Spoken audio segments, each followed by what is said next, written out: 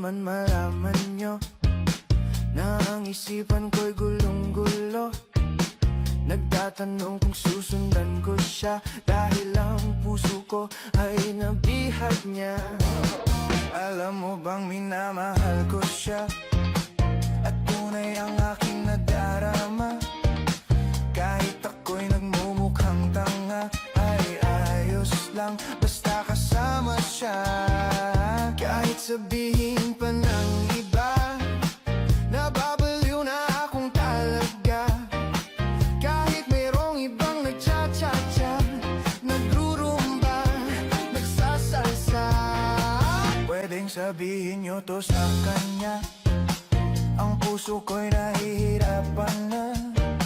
Ano pa ba ang pwede kong gawin na uubra upang maakit siya? Palagay kaya ako ng tato, magpatubo ng balbas sa nguso, magpalaki ng muscle sa braso, magpadagdag ng puwet kay belo. Buksan mo, papasukin ako.